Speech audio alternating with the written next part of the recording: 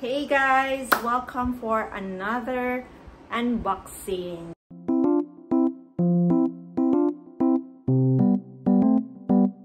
This is their 20 times Intense White AHA BHA soap. Alam nyo naman, talagang fanatic ako ni Mother Lou, and pag meron siyang bagong mga produkto ay inaabangan ko talaga at gusto kong i-try at ibahagi sa inyo. So this time, we will do unboxing first because hindi ko pa ito nagamit. We'll see kung the same po siya ka-effective ng mga previous products ni Mother Lou.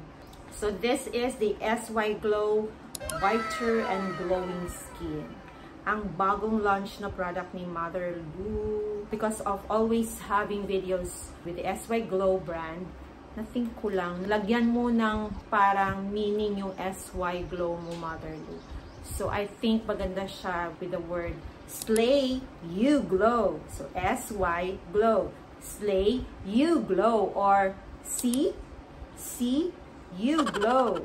Parang ganun, Mother Lou ba? Anong merong meaning ang S, Y, at saka glow. Para ma-connect at maging hashtag mo na rin. Aside sa itataya ko ang pangalan ko or 7 Days Whitening Challenge ni Mother Lou, why not Slay You Glow or See You Glow? Anyways, without further delay, let's unbox. This is the packaging.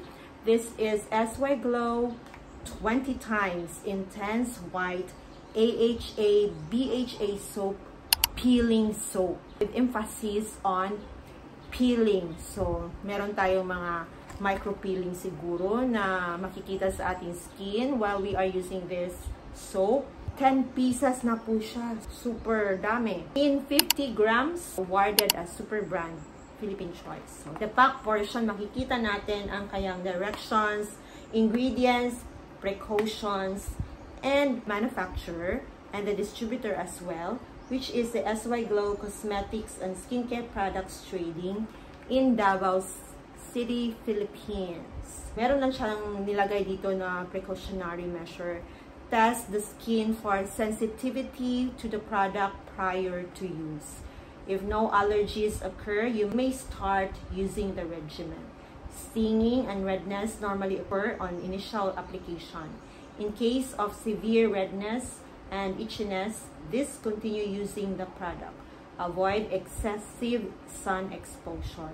Always wear sunblock cream or sun protection and reapply every 2 to 3 hours, especially if staying outdoors. Kaya kayo dyan na gusto talaga pumuti, magdala ng umbrella, or just put sunblock always sa ating skin para hindi po tayo magiging maitim, or para effective po ang mga skincare regimen na ginagawa natin. Kasi pag parati tayong lumalabas sa outdoors at wala tayong nilalagay na mga blocking sa ating skin or creams para tayo protected against sun exposure, sun rays, then oh my gosh, meron tayong mga melasma at talabas ang ating natural na kulay. Parang hindi tayo gumamit ng mga pampaganda, pampaputi dyan. So hindi masayang ang ating mga pera at ang ating time and effort to really care for our skin and make us look white or fair skin. So, buksan na natin. Ang dami kong daldal. Oh my God.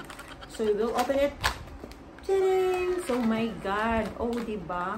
Super dami. 10 pieces po.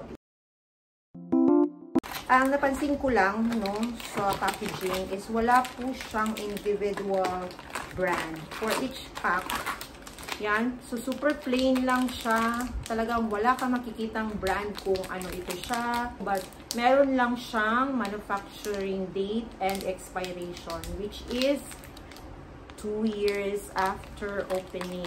Isa natin kasi para malalaman natin kung ano ang itsura sa loob, ano ang bango. And, oh, walang bango. Wala nga siyang amoy talaga. As in, super plain lang siya. So, ramdam ko na ito ay mild. Kasi kahit sa bango niya, unscented siya. Fragrance-free, dirty white. And the texture is soft. Wala ako mai-compare na previous soap ni Mother Lou na parang ganito ang bango. Kasi unscented siya. Parang safe siya sa kahit anong skin type. Kasi kahit sa bango niya, mild na mild siya. Sensitive skin, pregnant, and lactating mothers, pwede ito siya. I must suggest that Mother Lou, please po change the packaging. Add po kung ano ang soap na ito. Lagyan po ng pangalan dito. And maybe for the back portion also kung ano ang ingredients, direction for use, and the manufacturer as well. Hindi ko pa ito na-try pero alam ko na magaling ito kasi si Mother Lou, itatayan niya ang pangalan niya.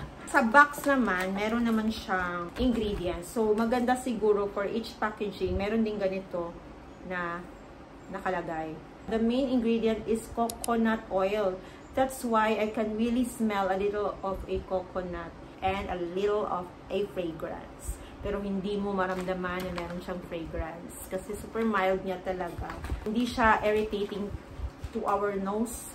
Yung mga tao na conscious sa mga scented soap, bagay ito sa inyo. Hypoallergenic ang kanyang dating para sa akin. Excited akong gamitin ang bagong produkto nito ni Mother Lou. Nabili ko ito sa TikTok shop ni Mother Lou sa CEO of Pambaputi, and this 10 pieces soap, it costs only 298 pesos. So, more or less, 29.80 po each piece ng soap na ito. So, parang super mura, no? Parang 29 pesos lang siya. Yan lang po ang ating unboxing for the SY Glow new product launch. And I hope you guys will see my next videos. Remember, do good and good will come to you.